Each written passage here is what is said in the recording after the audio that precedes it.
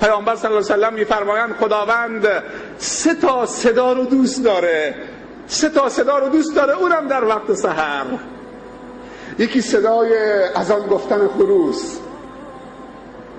و یکی صدای تلاوت عبد با کلام رب العالمین و یکی صدای آه و ناله انسان گناهکار سر تا پا تقصیر در وقت سحر که به درگاه خدا زاری می کند. میگه مستغفرین دیگه استغفارشون هم دور وصله با نماز شبشون تا اذان صبح. این 3 نفر. بعد میگه که فاذا طلع الفجر نادا منادن، میگه وقتی آفتاب طلوع کرد یا فجر طلوع کرد، نادا منادن، منادی صدا میزند الا لیقم الغافلون. 4مین گروه میگه وقتی فجر طلوع کرد دیگه وقتی نمونده، میگه منادی از زیر عرش خدا صدا میزنه الا لیقم الغافلون، حالا غافلین بلند بشن.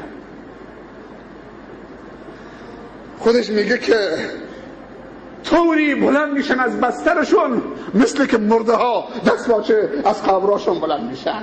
غافلون الا لیقم الغافلون. بعد میگه که فیقومون من فروشهم کالموتی نشروا من قبورهم. عجب چیزهایی میگفتن بزرگان دین، چون دلشون به بالا مرتبط بود. میگه 4 چیز لازمه برای کسی که میخواد راه خدا را بره و موفق بشه. یکی اعتقاد صحیحی که در اون بدعت نباشه. باید بخونی اعتقاد چیه، بدعت چیه. دوم توبه نصوحی که بعد از اون به ذلت گناه برنگرده. سوم راضی کردن هر طلبکاری از بندگان خدا. اگر کسی میخواد توبه بکنه باید با حق الناس همه تصفیه بکنه و حقشون بر بگردونه تا حقی برش نباشه که وقتی میخواد توبه بکنه و به راه خدا هر ادامه بده حقی هیچ کسی برگردنش نباشه که سنگینی بکنه امروز و فردا فکرشو ذکرشو مشغول بکنه. و 4م تحصیل علم شریعت به قدری که بتوانید اوامر خدا به جا بیارید و از نواهی خدا دوری بکنید. و مشهور است که شیخ شبلی میگه که خدمت 400 تا استاد و عالم و شیخ کردم، 4000 حدیث ازشون حفظ کردم، از میان 4000 حدیث 1 حدیث رو انتخاب کردم و به اون حدیث عمل کردم و مابقی رو رها کردم.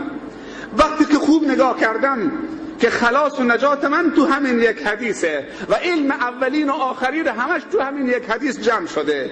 اون حدیث چیست؟ بعد میگه به همین حدیث اکتفا کردم.